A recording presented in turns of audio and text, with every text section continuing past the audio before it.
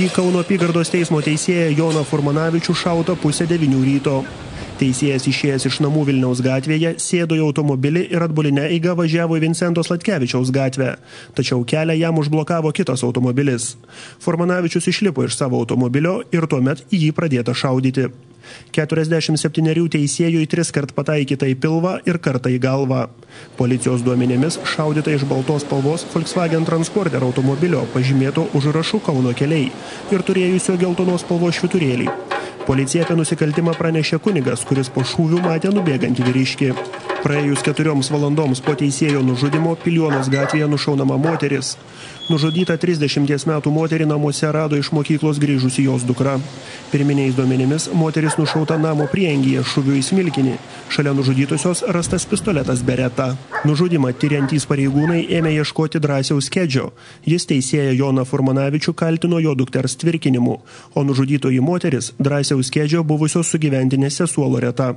Baltos spalvos automobilis Volkswagen Transporter, iš kurio kaip įtariama šauta į teisėją, priklauso Kedžio darbovietei. Jo valstybinis numeris BDH 013. Su Kauno keliais mašina neturi nieko bendro. Reklaminis užrašas užklijuotas siekiant suklaidinti paiešką. Ieškomas ir Drąsiaus Kedžio tėvas Vytautas Andrius Kedis.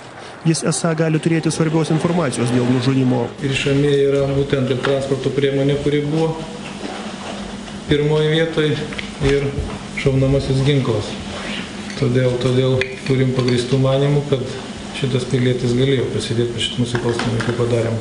Netoli nužudytosios namų įkurtas policijos postas, blokuoti keliai vedantys iš Kauno, automobiliai tikrinami visuose šalies magistraliniuose keliuose.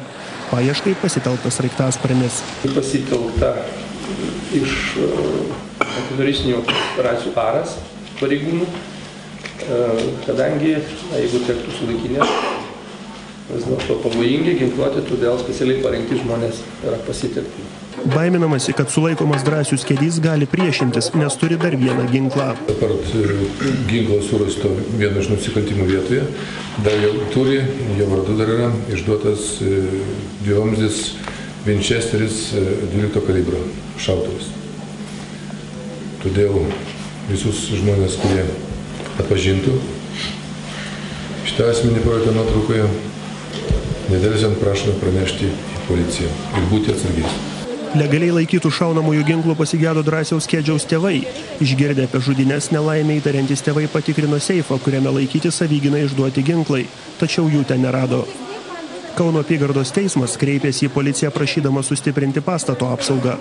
Teisėjų tarybos pirmininkė sako, kad dėl neužtikrinamo teisėjų saugumo gali nukentėti svarstomos bylos. Nesakau, kad tai bus, bet